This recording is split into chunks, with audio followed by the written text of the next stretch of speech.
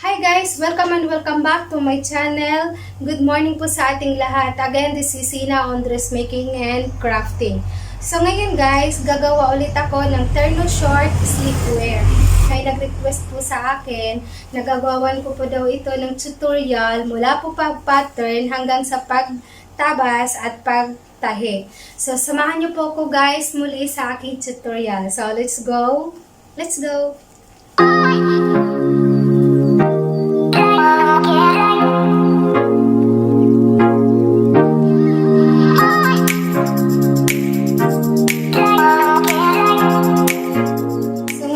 Guys, magpa-pattern po tayo ng isang terno short sleepwear dahil mayroon pong nagre-request. So ngayon, ito po yung ating pattern. Uulitin ko lang ito guys para makita nyo kung paano ko to ginawa. Ito po yung ating materials na kailangan. Siyempre yung ating pattern paper, fringe curve, ruler, yung ating pen, and of course, tape measure natin. So, ngayon, mag-umpisa na tayo. Una muna, gagawa po tayo ng perpendicular line na 3 inches apart. So, 3 inches, 3 inches, tapos dito din naman, 3 inches din.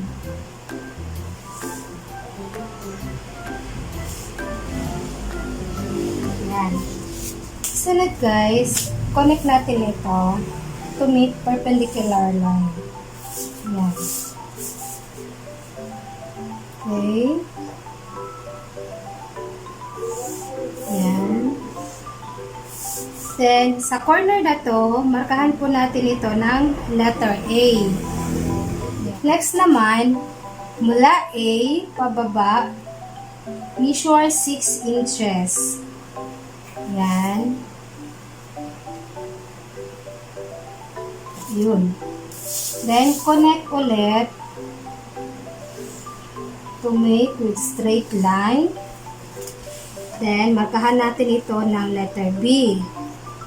Sunod, from B down, measure 3 inches. And 3 inches. Then again, gawa ulit tayo ng straight line. Next naman, yung length ng ating short. So, ang length ng ating short is 11 inches. Yan.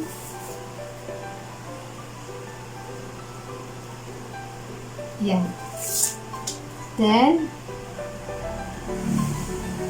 make with a straight line. Okay? Lagyan natin ito ng level, waist level.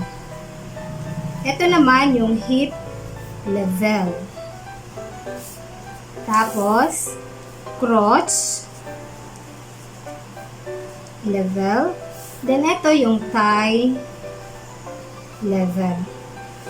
So, ang gagawin po natin dito guys, yung measurements natin dito is yung waistline 35 inches. Yung hip line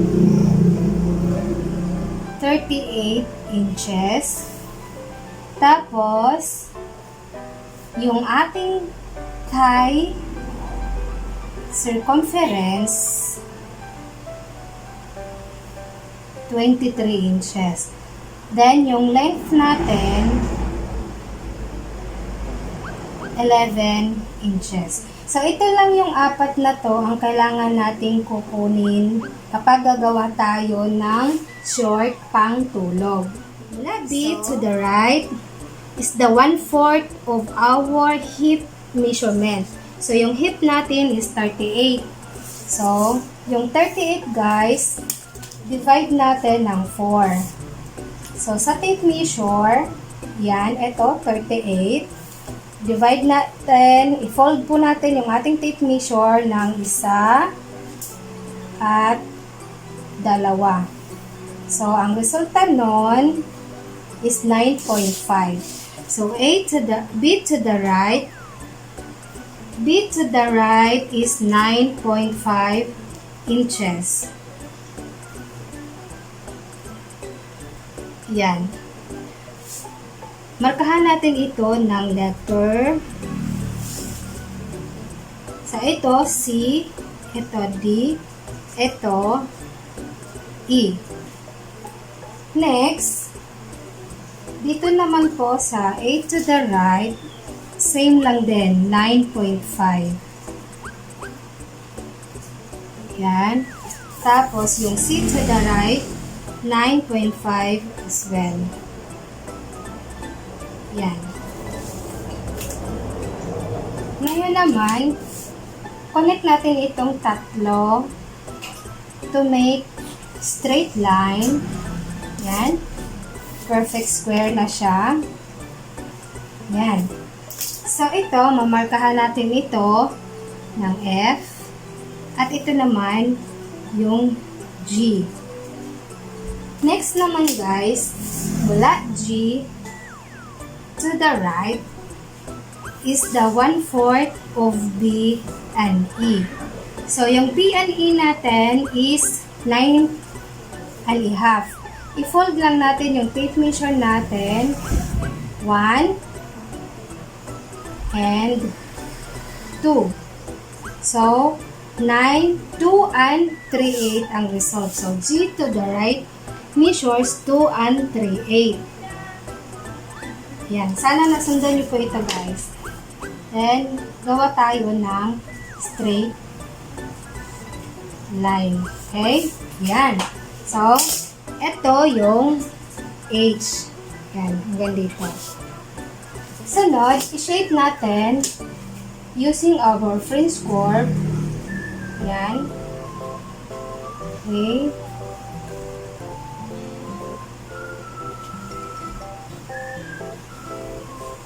Yan. So, ngayon, mayroon na po tayong front crotch. So, ito yung front natin. Sunod naman, guys, mula D to the right is the 1/2 measurement of our thigh. So, your thigh natin is 23. I-fold ulit natin yung ating tape measure ng 23. Tapos, yung result po niyan is 11.5. So, 11.5. Yan, dito. Okay? Yan, 11.5. Ito po yung ating HI. So, ito yung I natin. So, connect natin tong HI using our roller. So, ito po yung ating front pattern. Okay? Ngayon, doon naman tayo sa ating front pattern nito. Doon naman tayo sa ating back pattern. So, yung back pattern natin, mula H to the right, measures 2 inches. Okay? 2 inches. Then, connect po natin. Yan. Ito po yung ating number 1. Okay? Number 1 natin yan. Sunod, mula 1 pababa, measures 1/2 inch. Okay? Then, yan, 1/2 inch. Ito po yung number 2. Sunod naman, from G, make an angle. So, gawa daw tayo ng angle. Yan. Measures 2 inches. So, mula G, palabas, measures 2 inches. Okay? So, hanggang yan. So, ito po yung ating number 3.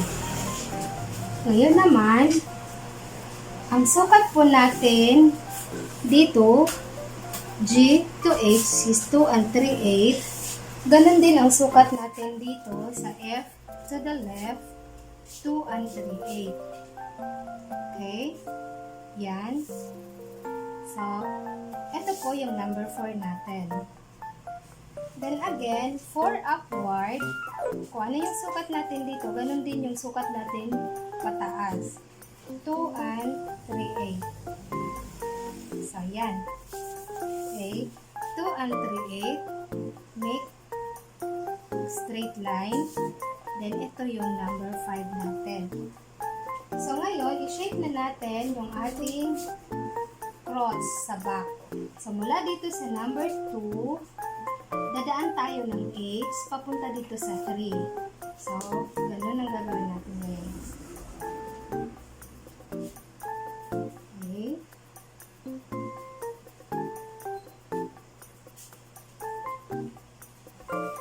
So, yan. Ito na yung cross. Then, next is mula 3 papunta sa 5. Gamit natin yung ating ruler. Okay. Yan. So, ito na po yung ating back crotch. So, ngayon, ito guys, yung intersect point dito, markahan natin ito ng number 6. So, sukatin natin yung 6 to F. Yan. 1.5. So, kung ano yung ipinasok na mula F papunta dito sa 6, ganun din ang ilalabas natin dito mula A palabas. 1.5 inches. Okay? Yan. Yun. So, ngayon, ito po yung number 7 natin. So, i-connect natin yung 5 to 7 with diagonal line using our ruler. Next naman, kung ano yung inilabas natin dito sa 8 to 7, ganun din ang ilalab E to the right, 1.5 din. I to the right. Okay? 1.5. So, connect natin ito ngayon. Then, ito yung number 8 natin. So, mula 2 to 8, connect natin with diagonal line. Then, mula 7 to letter D, i-connect din natin ito. Okay? So, yan. So, ito na yung ating pattern ng ating shorts. Okay? Yan. Ngayon, ang gagawin natin, ikakat na natin ngayon yung ating pattern. So, una muna dito tayo mag-cut sa parting ito. Okay? So, yan. Yan. Unahin muna natin ating back pattern. Okay? Etong party na to, ito yung ating back.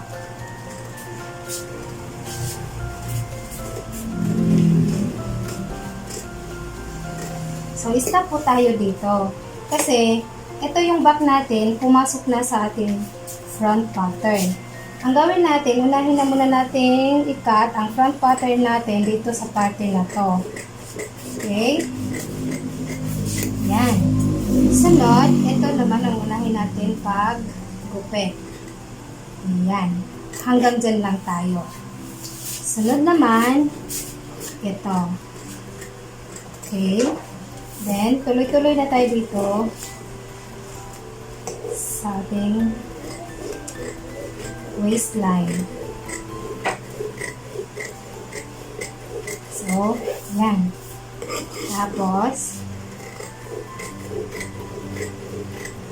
okay. Yan. Ngayon, since mayroon ito yung magiging back pattern natin. Para matanggal itong musli na to, i-straight lang natin ito pag ganun. Yan. Tapos, susundan naman natin ito ng gupit.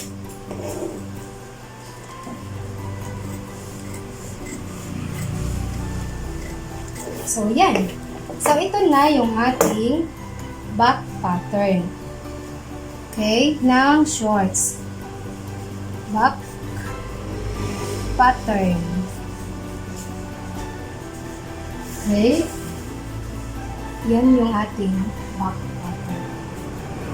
Sunod naman, ito yung ating front pattern naman ng ating gupitin. So, ito, tatanggalin natin to kasi ito yung pinaka-front. Tapos ito, kortingin din natin yung ating front cross. Tayo sa pag-pattern ng ating short. Doon naman tayo mag-pattern sa ating blouse. Spaghetti strap. Linya. Straight line, okay? There. So, yan yung straight line natin. Then, yung center point natin dito, markahan natin ito ng letter A. Okay? Letter A. Then next, from A down, measure 3 inches. Yan. Tapos, connect natin ito with straight line. Yan. Sunod naman, from A, yung figure length natin. So, ang figure length natin, ang haba is 22. So, mula 5 tayo mag-umpisa guys ha. Mula 5 kasi stop yung ating pangdugsong. So, maglagay na tayo ng allowance. 5 inches, pababa, measures 22 inches. Okay. Yan, 22. So, start ulit tayo ng 5. Then, 22. Yan. Ngayon naman, connect natin to make straight line. Okay? So, dito yung figure length. Figure length, hip level ito. Hip level. Tapos ito yung bust level, arm level. Okay? Arm level. Then ito yung chest. Chest level. Sunod, ang kukuhanin naman natin, ito yung letter B, ito yung letter C. From A to the right is the 1/2 of our front chest. So, ang kunin lang natin dito guys, front chest, tapos bust circumference, and hip circumference. Yan lang ating kukunin dito. So, yung front chest natin is 12 inches. Tapos, yung ating bust circumference is 34. Yung hip circumference natin is 38 inches. Okay? Ngayon, front chest natin is 1/2 ng front chest, which is 12, is 6 inches. Okay? 6 inches minus half inch. Yan, dyan, do. 6 inches minus ng half inch. So, ito yung letter D natin. Okay? D. Ngayon naman, dito tayo sa ating arm level. From B to the right is the 1/4 of our bust circumference, which is 34 inches. So, yung 34 inches, sa tape measure, i-fold natin ng 2 beses ang ating tape measure. 1, 2.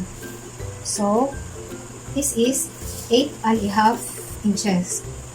Okay? 8.5 inches. Ito yung letter E. Sunod, shape natin yung ating armhole. Yan. Okay. Yan. Sunod naman guys, dito tayo sa ating letter C. From C to the right is the 1/4 of our hip circumference. Ang hip circumference natin guys, again, is 38 inches. So again, sa ating tape measure, i-fold natin ang ating tape measure ng 2 beses. Yan. Yan. Okay? Then, that is 9.5 inches. So, ito guys, so, C to the right measures 9.5 inches. Then, ito yung F. Sunod naman, connect natin itong E to F with a straight line. Okay? So, yan. Ganito lang kasimple yung ating pantulong na spaghetti strap. So, ikat na natin ito guys.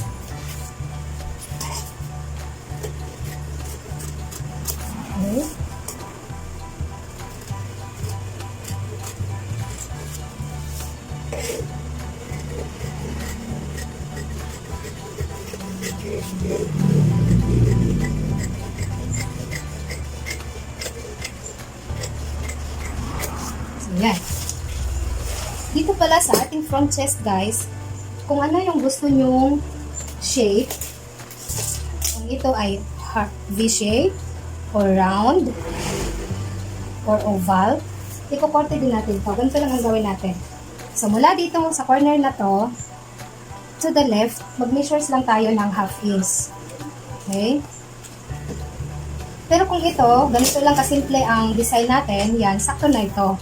Ito, straight lang, straight. Pero kung gusto nyo nang may korte dito sa side, sa parting to, pwede naman.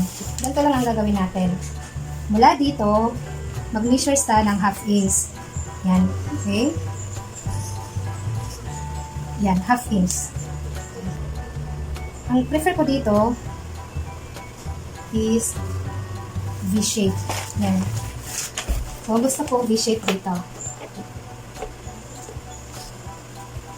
So, ngayon, ikat natin ito. So, yan. So, ito na yung pinaka-pattern natin. Ito. Okay. So, yan. Ito yung ating front pattern. Yung back pattern natin, guys, ang back, guys, iluluti lang natin ito.